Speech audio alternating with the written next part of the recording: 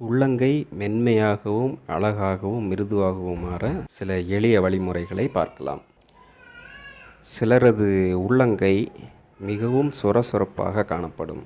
பெண்கள் வீட்டு வேலை செய்வதாலோ அல்லது வேறு பல வேலைகள் செய்வதாலோ கைகள் சொரசொரப்பான நிலைக்கு மாறிவிடும். சொரசொரப்பான கைகள் மென்மையாக மாறுவதற்கு சர்க்கரையுடன் சிறிதளவு கிளிசரின் சேர்த்து குழைத்து உள்ளங்கைகள் தடவி வந்தால் உள்ளங்கை மென்மையாக மாறும். கை விரல்கள் பொன்னிறமாக மாற பாலேடு, கோழி முட்டையின் வெள்ளைக்கரு ஆகிய இரண்டையும் நன்றாக கலந்து இரவில் கைகளிலும் கை விரல்களிலும் பூசி வைத்திருந்து காலையில் எழுந்தவுடன் பச்சை பயிற்றம் மாவை போட்டு தேய்த்து கழுவிவிட வேண்டும். இவ்வாறு தொடர்ந்து தடவி வந்தால் கைகளும் கைவிரல்களும் நல்ல பொன்னிறமாக மாறும்.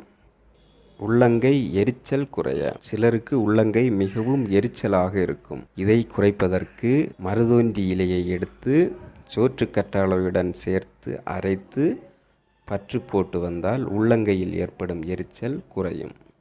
உள்ளங்கை வெடிப்புகளுக்கு பெண்களுக்கு பாத்திரம் தேய்ப்பதாலும் துணி துவைப்பதாலும் உள்ளங்கைகளில் வெடிப்புகள் ஏற்படும். இந்த வெடிப்புகளை போக்குவதற்கு உருளைக்கிழங்கை நன்கு வேக வைத்து பொடித்து கைகளில் தேய்த்து வந்தால் கை மிருதுவாக மாறும். ஒரு உருளைக்கிழங்கை வேக வைத்து 4 அல்லது 5 சொட்டுகள் ஆலிவ் எண்ணெயை கலந்து அரைத்து கைகளுக்கு தேய்த்து கழுவினால் உள்ளங்கை மிருதுவாக மாறும்.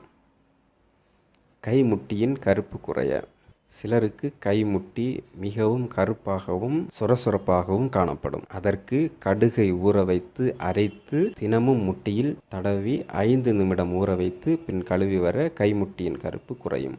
சீனியை தண்ணீரில் கரைத்து தினமும் உள்ளங்கையில் தடவி 5 நிமிடம் ஊற வைத்து பின் கையை கழுவினால் உள்ளங்கை மிருதுவாக மாறும்.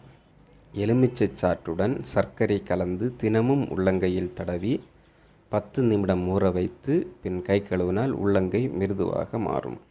கோதுமை மாவு, பாலேடு, எலுமிச்சைச்சாறு 3ஐயும் கலந்து தினமும் கைமுட்டியில் தடவி 10 நிமிடம் ஊற வைத்து பின் கைமுட்டியை கழுவினால் கைமுட்டி சொரசொரப்பு குறையும்.